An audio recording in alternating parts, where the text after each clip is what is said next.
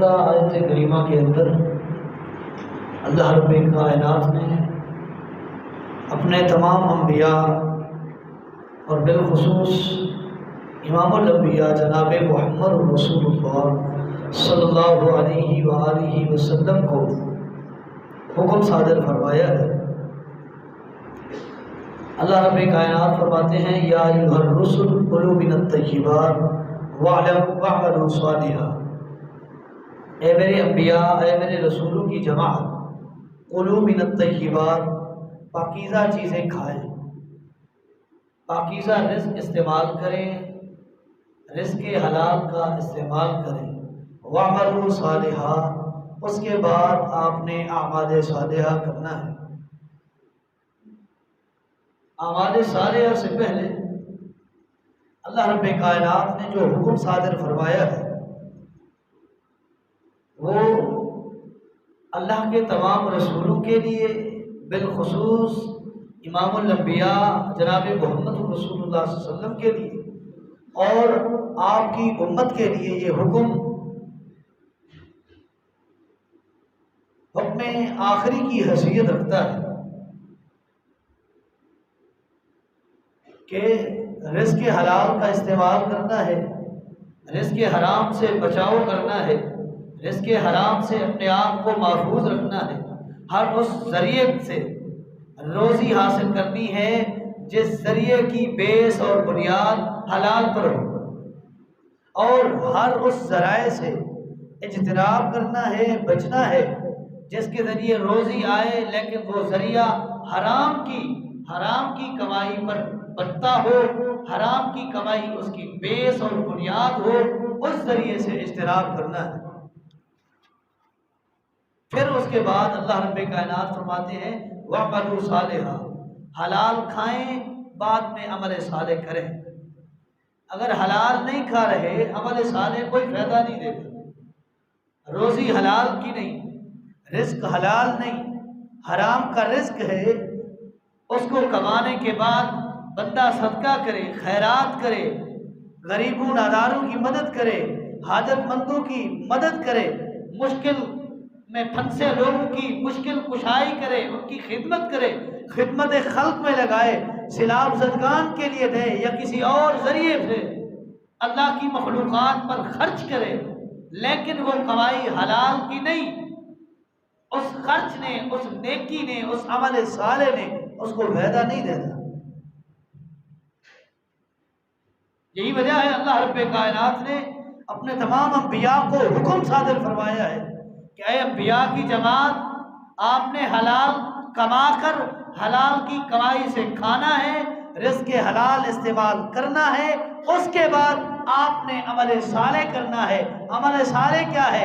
انبیاء کی ڈیوٹی، انبیاء کا کام اللہ کی تبلیغ کرنا ہے، اللہ کے بتائے ہوئے راستے کی ابلاغ کرنا ہے، اللہ کی شریعت کو لوگوں تک پہنچانا ہے، یہ ان کے لیے عمل ہے اور یہ عمل صالح ہے۔ اس کی ابلاغ اور اس کی تبلیغ سے پہلے اللہ رب کائنات نے یہ حکم صادر فرمایا ہے کہ اے انبیاء کی جماعت، حلال کھا کر میرے پیغام کو لوگوں تک پہنچانا ہے۔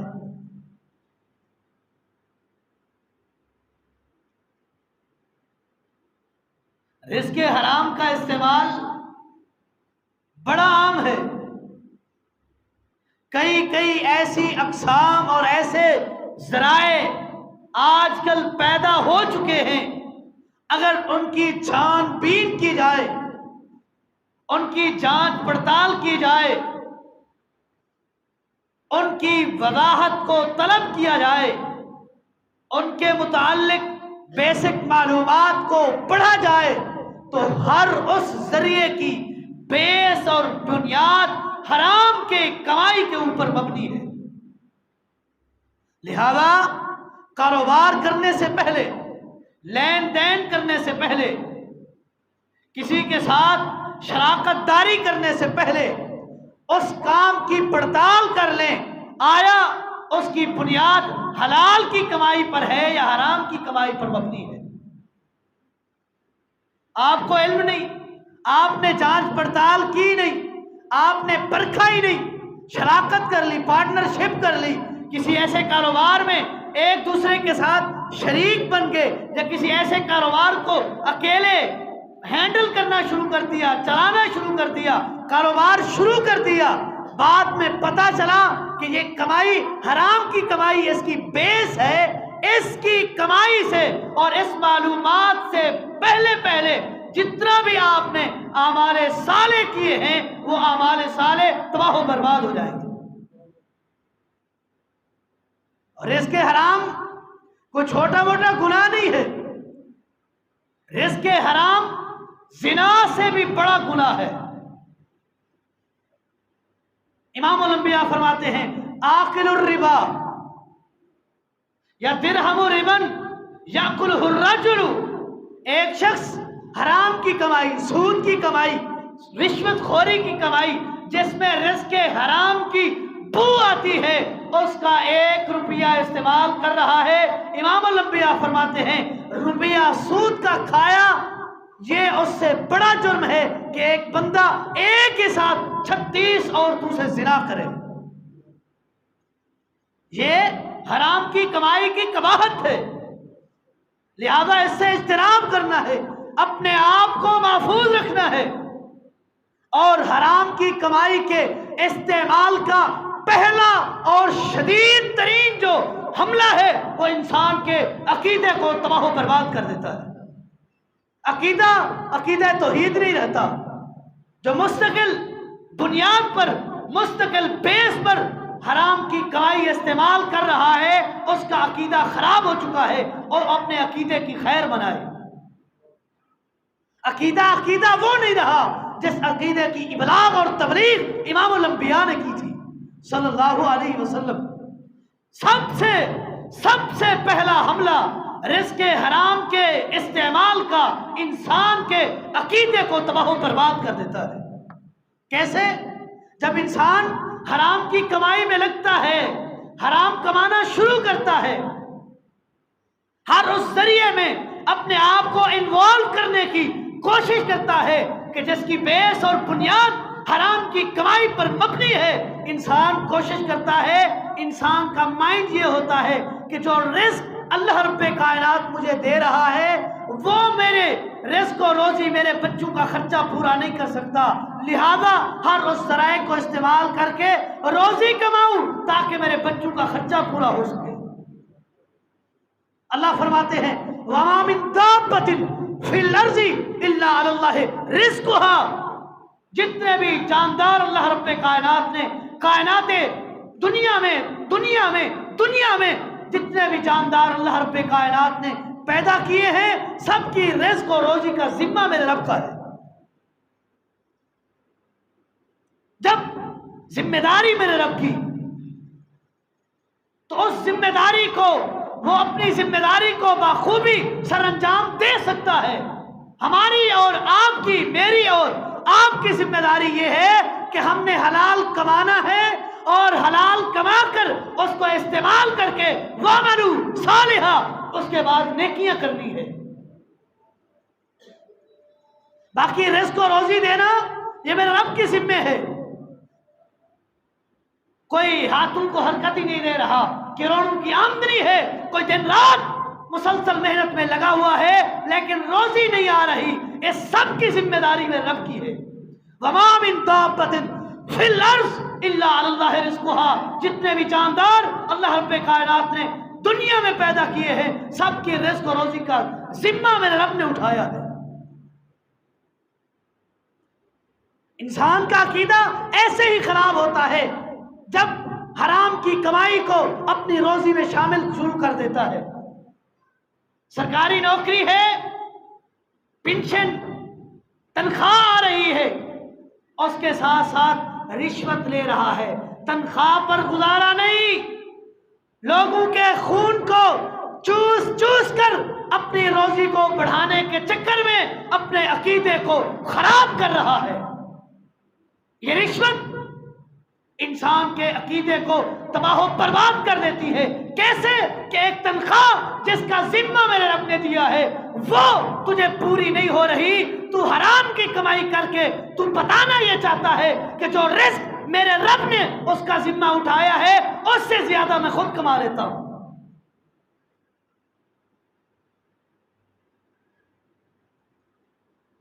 امام الانبیاء فرماتے ہیں اگر کائنات انسانی اپنے رب پر توکل کرنا شروع کرتے، حق کا توکل ہی، جس طرح رب کے ساتھ اعتماد اور توکل کرنے کا حق ہے، لَرَزَقَكُمْ كَمَا يَرْزُقُ الطَّيْرَ، اللہ رب کائنات رزق ایسے طریقے سے دیتا ہے جیسے رب کائنات پرندوں کو دیتا ہے۔ تغدو خماسا وتروح بطانا، صبح سویرے پرندے بھوکے پیٹ نکلتے ہیں، شام کو پیٹ بھر کے واپس آتے ہیں۔ عقیدہ ہونا چاہیے۔ اگر عقیدے کی حفاظت کرنی ہے، عقیدے کی حفاظت کرنی ہے، اپنے عقیدے کو عقیدہ انبیاء والا بنانا ہے، اپنے عقیدے کو بچانا ہے، تو رزق حلال کمانا ہوگا اور رزق حلال کھانا ہوگا۔ رزق حرام کا دوسرا بڑا حملہ انسان کی نیکیوں کو، اعمال صالحہ کو تباہ و برباد کر کے رکھ دیتا ہے۔ امام الانبیاء فرماتے ہیں لا تقبل صلاۃ بغیر طہور ولا صدقۃ فی غلول، اللہ رب کائنات بغیر وضو کیے، بغیر پاکی کے حالت میں، انسان پاک نہیں ہے، وضو نہیں ہے، نماز پڑھ رہا ہے، ایسی نماز میں رب قابل قبول نہیں کرتا۔ ولا صدقۃ فی غلول، چوری کر کے، ڈکیتی کر کے، رشوت لے کے، حرام کی کمائی کے ذریعے کوئی شخص نیکی کے طور پر خدمت خلق کر رہا ہے، انسانیت پر خرچ کر رہا ہے، ایسے صدقے کو رب کائنات قبول نہیں کرتے۔ ادھر سے چوری کی، ادھر مسجد تعمیر ہو رہی ہے، مسجد کی تعمیر میں پیسے لگا لیے، ایسے صدقے کو اللہ رب کائنات قبول نہیں کرتے۔ رازنی کی، ڈکیتی کی، رشوت لی، سود خوری کی، سود کا پیسہ وصول کر کے مسجد و مدارس پر لگا کر، خدمت خلق میں لگا کر، سلام صدقات کی خدمت کر کے، یا کسی آفت میں مبتلا لوگوں کی خدمت میں خرچ کیا، بظاہر تو یہ نیکی ہے، ایسی نیکی رب کائنات قبول نہیں کرتے۔ رب کائنات کو ایسی نیکی کی ضرورت ہے، نیکی کرنے والے کی کمائی، اس کا رزق حلال کا ہو۔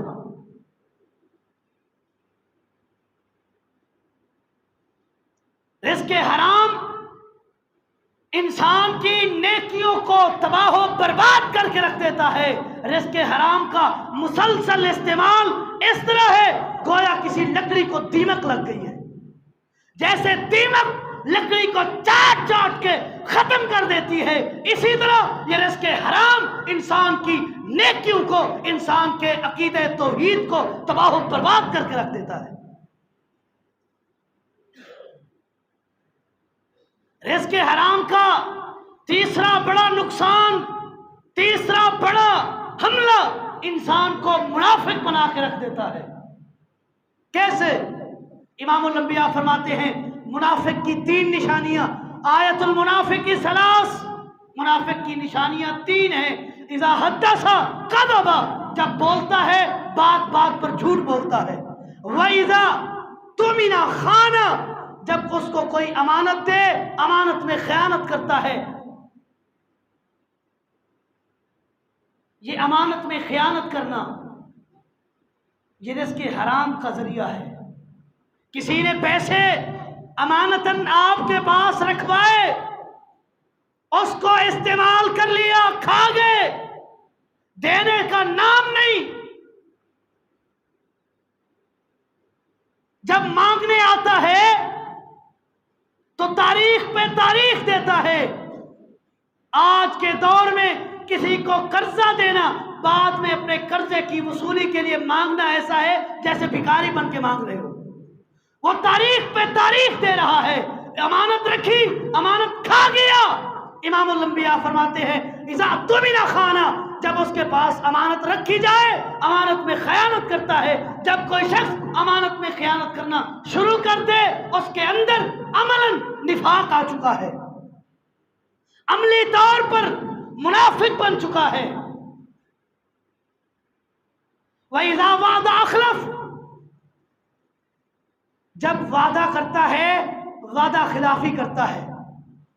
اگر ان تینوں نشانیوں کو بغور پڑھا جائے تو تینوں نشانیاں ایک ہی جگہ پر آ کر جمع ہوتی ہیں۔ کیسے؟ اذا حدث کذب، امانت رکھی خیانت کر لی، بعد میں جھوٹ بول رہا ہے۔ اذا وعد اخلف، امانت رکھی کھا گیا، پھر وعدہ کرتا ہے فلاں دن آنا، لے لینا، پھر جھوٹ بولتا ہے، وعدہ خلافی کرتا ہے۔ وَإِذَا اؤْتُمِنَ خَانَ، امانت رکھی گئی، خیانت کی۔ یہ تینوں نشانیاں ایک جگہ جمع ہوتی ہیں، اور یہ تینوں نشانیاں ایک ہی جمع ہو کر انسان کے رزق حرام کے استعمال کی طرف اشارہ کرتی ہیں۔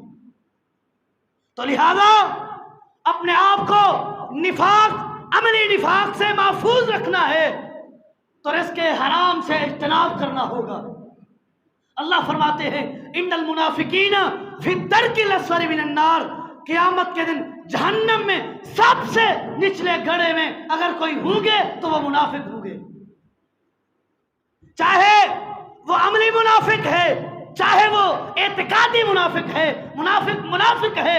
ان المنافقین فی الدرک الاسفل من النار، جہنم میں سب سے نچلے گڑھے میں منافق ہوں گے۔ اپنے آپ کو نفاق جیسی لعنت سے محفوظ رکھنا ہے، رزق حلال استعمال کرنا پڑے گا۔ رزق حلال استعمال نہیں کیا، رزق حرام استعمال کیا، عقیدہ بھی برباد، عمل بھی برباد، انسان نفاق کے دہانے پہ کھڑا ہو جاتا ہے۔ عقیدے کی حفاظت کرنی ہے، اعمال کو محفوظ رکھنا ہے، قبولیت کا درجہ دلوانا ہے، اور اپنے آپ کو نفاق جیسی لعنت سے محفوظ رکھنا ہے۔ رزق حرام سے اجتناب اور بچاؤ کرنا پڑے گا۔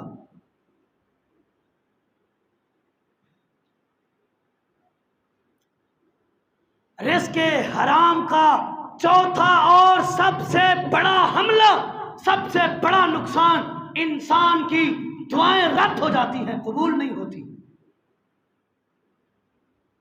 ادھر حرام کھا رہا ہے، روزی حرام کی، ذریعہ معاش حرام کا، سودی کاروبار، رشوت لے رہا ہے، پیسے لے رہا ہے، کسی کی نوکری لگا کر، کسی کے کچھ کر کے اس سے پیسے بٹور رہا ہے، اپنی نوکری کا صحیح استعمال نہیں کر رہا، رزق حرام استعمال کر رہا ہے، پھر دعائیں کرتا ہے۔ ایسے شخص کی دعا اللہ رب کائنات قبول نہیں کرتے، رد کر دیتے۔ اور دعا تو ایسی قیمتی چیز ہے، امام الانبیاء فرماتے ہیں الدعاء سلاح المومن، مومن کا ہتھیار دعا ہے۔ جب ہتھیار ہی ضائع ہو جائے، قبول نہ ہو، جب ہتھیار میں ہتھیار والی طاقت ہی نہ ہو، وہ ہتھیار کس کام کا؟ جب ہتھیار میں ہتھیار والی طاقت نہ ہو، وہ ہتھیار بیکار ہے۔ جب دعا میں قبولیت والی مستجاب ہونے کی طاقت اور جرأت نہ ہو، وہ دعا تباہ و برباد ہے۔ اگر دعائیں قبول کروانا ہے، معاشرے میں نظر دوڑائیں، ہر دوسرا شخص یہی کہتا ہے دعائیں کر رہا ہوں، دعائیں قبول نہیں ہوتی۔ ذرا اپنے گریباں میں جھانکیں، آیا ہماری روزی حلال کی ہے یا حرام کی ہے؟ اگر حرام کی ہے تو اجتناب کریں، اگر حلال کی ہے تو پھر بھی توبہ استغفار کریں، اللہ رب کائنات دعائیں قبول کرے گا۔ اللہ رب کائنات مستجاب الدعوات بنا دے گا۔ امام الانبیاء جناب محمد رسول اللہ صلی اللہ علیہ وسلم کے ایک صحابی ہیں، صحابی بھی بڑے اعلیٰ قدر جلیل القدر صحابی ہیں، آپ کے رشتے میں ماموں لگتے ہیں، اور وہ ماموں کہ تمام اصحاب محمد نے بات جب کی تو کہتے تھے فدا کا ابی و امی یا محمد صلی اللہ علیہ وسلم، اے امام الانبیاء، اے محمد رسول اللہ، ہمارے ماں باپ آپ پر قربان ہوں۔ لیکن ایک ایسا خوش نصیب بھی صحابی ہے جس کے لیے یہ جملے میرے نبی نے استعمال کیے ہیں، فدا کا ابی و امی یا سعد، اے میرے ماموں سعد ابن ابی وقاص، تیرے اوپر میرے ماں باپ قربان ہوں۔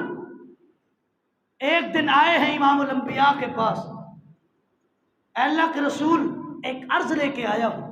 جی بتلائیے کیا عرض ہے؟ آ کر کہنے لگا اللہ کے رسول آپ کوئی ایسی دعا بتلائیں، کوئی ایسا عمل بتلائیں کہ اس کے کرنے کے بعد رب کائنات مجھے مستجاب الدعوات بنا دے، میری دعائیں کی ہوئی رد نہ ہوں۔ امام الانبیاء فرماتے ہیں اطب مالکا، اے میرے ماموں، اے سعد، اپنی روزی کو حلال کر لے، رب کائنات تیری دعائیں قبول کرے گا۔ صحیح بخاری اٹھائیے، صحیح بخاری اٹھائیے۔ ایک وقت کوفہ کا گورنر بنے ایک شخص نے آ کر امیر عمر سے شکایت کی تھی، اختصاراً بات کر رہا ہوں، کہ ان کی نماز درست نہیں ہے، یہ اپنے رشتہ داروں کو خود میدان جہاد میں نہیں جاتے، مال غنیمت اپنے رشتہ داروں میں تقسیم کرتے ہیں۔ یہ 3 شکایتیں اس نے آ کر امیر المومنین عمر بن خطاب سے کی تھی۔ تحقیق کی گئی، پتہ چلا کہ اس نے جھوٹ بولا ہے، ایسی کوئی ایسی خامی سعد بن ابی وقاص میں موجود نہیں تھی۔ جب اس نے 3 شکایتیں کی، اسی وقت جب وہ شکایتیں ثابت نہیں ہوئی، سعد بن ابی وقاص نے وہیں کھڑے ہو کر کہا تھا تو نے 3 شکایتیں کی ہیں، 3 الزام میرے اوپر لگائے ہیں، میں آج تجھے 3 بد دعائیں کرتا ہوں، اللہ رب کائنات اگر میں سچا ہوا میری بد دعائیں قبول کرے گا۔ وہ بد دعا کیا تھی؟ اللہم اطل عمرہ واطل فقرہ وعرضہ بالفتن، اے اللہ اس بدبخت کو اتنی لمبی عمر دے کہ اپنی زندگی سے بھی تنگ ہو جائے، واطل فقرہ ہو، اور یہ زندگی عیش و عشرت والی نہیں، بینک بیلنس والی نہیں، پیسے والی نہیں، فقیری والی لمبی زندگی دے، وعرضہ بالفتن، اے اللہ اس وقت تک اس بدبخت کو موت نہ دینا جب تک یہ فتنوں کا منہ نہ دیکھے۔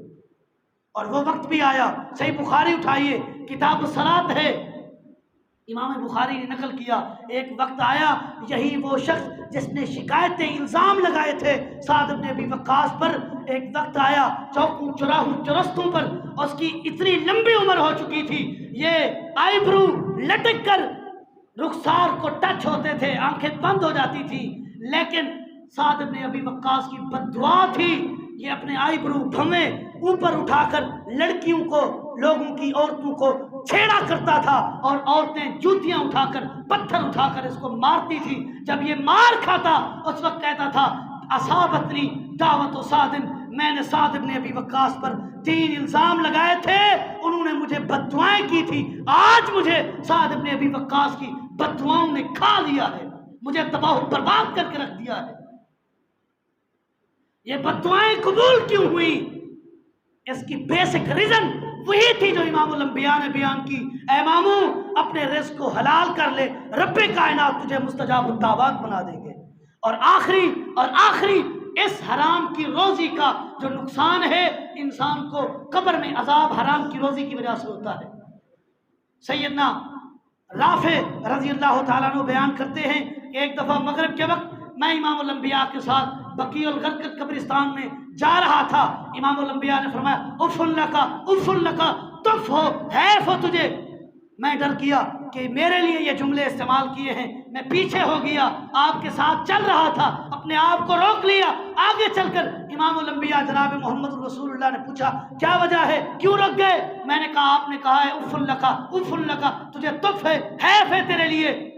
امام الانبیاء نے فرمایا آپ کے لیے نہیں، اس قبر والے کے لیے میں نے اف کہا ہے، یہ وہ شخص ہے جس کو میں نے لوگوں سے صدقہ وصول کرنے کے لیے اس کی ڈیوٹی لگائی تھی، اس نے لوگوں سے صدقہ وصول کیا، اور صدقے میں ایک چادر آئی تھی، اس نے اس چادر کو چھپا لیا تھا، آج ابھی مجھے دکھایا گیا ہے کہ اس کو جہنم کی وہی چادر لپیٹ دی گئی ہے۔